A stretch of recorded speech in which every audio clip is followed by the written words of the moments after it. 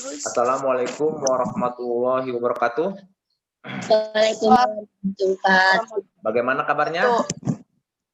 Alhamdulillah baik. Alhamdulillah kalian sehat semua ya. Nah, selamat pagi. Semoga kalian dan jaga kesehatan. Kita melaksanakan doa dulu, berdoa dimulai. Memimpin doa, mudah-mudahan kita kedepannya sehat terus ya. Karena ini lagi corona, pemerintah buktikan banyak tenaga kerja yang dikeluarkan dari perusahaan. Nah, seperti itu. Ini kondisi sekarang ini mudah-mudahan ya. Kalian ini diberikan kesehatan, dengan sehat kalian tambah semangat untuk belajar walaupun kondisi ini ya kurang mendukung, sehingga kita melaksanakan kegiatan PBM ini dengan virtual. Namun di sini banyak kendala, tapi itu tidak menjadi patah semangat kalian. Lebih semangat ya. Kita kalau melihat di perkampungan, di pelosok Indonesia, mereka walaupun keadaan ekonominya lemah, tidak punya HP segala macam, mereka berusaha untuk belajar.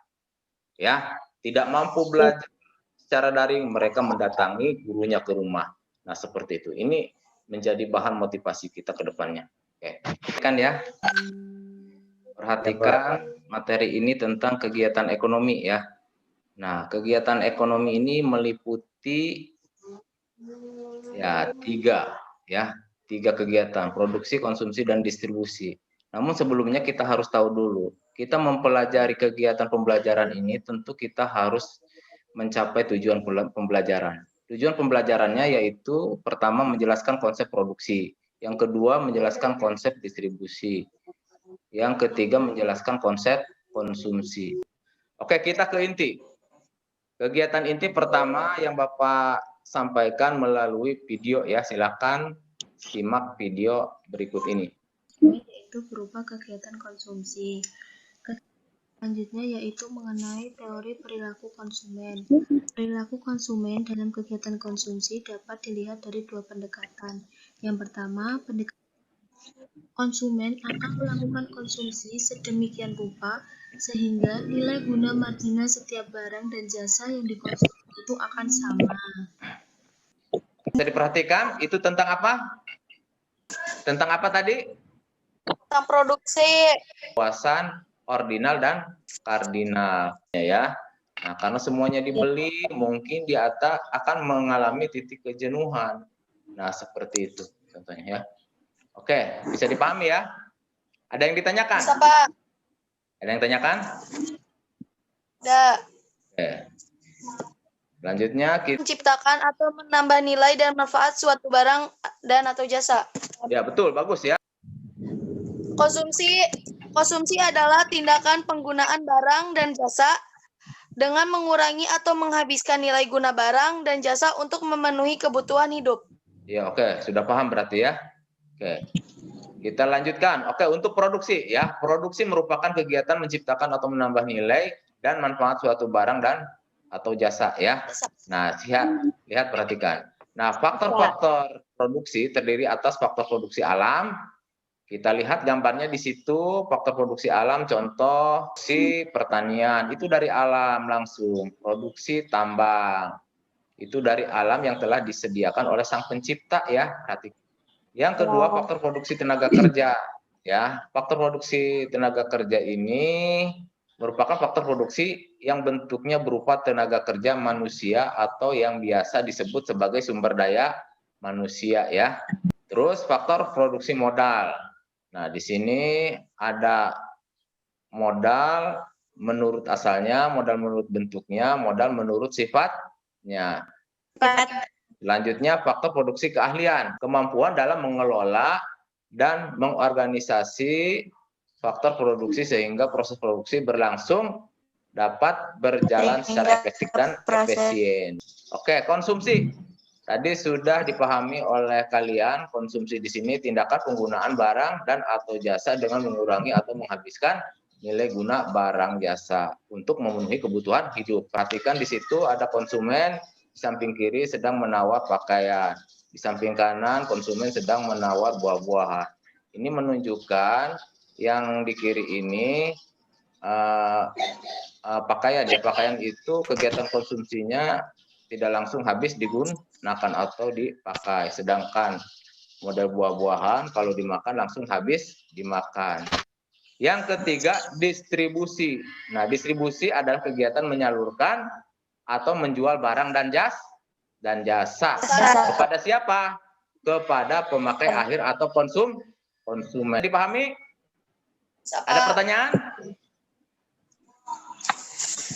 Ya, sudah paham ya? Tugas mind mapping produksi. Oke, silakan. Mind mapping produksi. Mind mapping itu kalian menganalisis produksi dengan memusatkan perhatian dalam bentuk gambar. Silakan. Seperti ini, Pak. Coba lihat. Oh iya Niki, kelompok 1 ya. Apa itu? Ya di situ di bawahnya ada produksi, ya konsumsi. Ya. Sudah ke sini, ranting-ranting juga ada alam, ada tenaga kerja, modal, kalian, dan ujung pohonnya juga kita pasti bertujuan dengan barang dan jasa. Ya, makasih Niki ya. Nah, kelompok lain? Kelompok 1 ya, makasih ya. Itu bekerja dengan teman-temannya ya. Oke, makasih. Yang lain, soal lagi nih ya, untuk memastikan bahwa kalian memahami materi ini ya. Nah, silakan. Jelaskan 3 kegiatan ekonomi yang kamu ketahui. Lalu jelaskan masing-masing kegiatan ekonomi tersebut. Atau menambah nilai dan manfaat suatu barang atau jasa. Oke, coba kalian pahami tentang saluran distribusi. Jual barang dan jasa kepada pemakai atau konsumen. Seperti itu. Ya. Ya, saluran. Menjual ke pasar. Setelah dari pasar, konsumen membeli di pasar. Oh ya, maksudnya gini ya. Nah, bagus, maksudnya mungkin kegiatan produk itu mulai membawa barangnya dari gudang dikirim melalui mobil untuk disampaikan kepada konsumen akhir, maksudnya begitu ya. Ya, gimana, paham? Paham. Oke, selanjutnya coba semampu kalian simpulkan materi yang disampaikan oleh Bapak. Nilai yang bagus, siapa yang bisa? Silakan, tentang materi ini, simpulkan, silakan. Produksi merupakan kegiatan pokok untuk setiap entitas atau perusahaan. Produksi sendiri mencakup kegiatan untuk menciptakan nilai tambah suatu produk dengan mengubah input menjadi output berupa barang atau jasa. Seperti ya, itu, oke, Pak. makasih ya. Nah, Bapak beri tepuk tangan. Ini menjadi motivasi buat kalian semuanya. Ini diantaranya ada wakil kelompok yang telah menyimpulkan materi ini. Ya, yang lain paham? Paham, ya kan? Paham.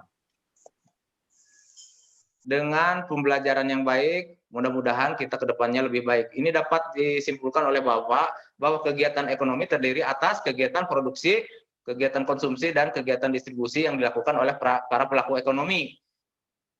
Terus kegiatan ekonomi terdiri atas kegiatan produksi, kegiatan konsumsi, dan kegiatan distribusi. Kita ke penutup ya. Ke penutup, baiklah, kalian telah melaksanakan kegiatan belajar ini dengan baik. Pak, LKPD yang dikirim oleh Bapak melalui link kerjakan beserta evaluasinya ya.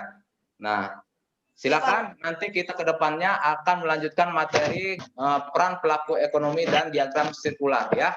Tolong jaga kesehatan ya, jaga jarak, gunakan masker, cuci tangan dengan sanitizer. Oke. Sebelumnya marilah pembelajaran ini kita ucapkan alhamdulillah. Untuk menutup pembelajaran ini silahkan tutup doa oleh Niki sebagai KM. Silakan. Niki. Bismillahirrahmanirrahim. Setelah kita melaksanakan Zoom hari ini, alangkah baiknya kita tutup doa. Berdoa dimulai. Semoga kalian sehat terus, semangat, walaupun pembelajaran ini penuh keterbatasan, jadikan keterbatasan ini menjadi motivasi buat kalian belajar ke depannya. Amin. Amin ya robbal alamin.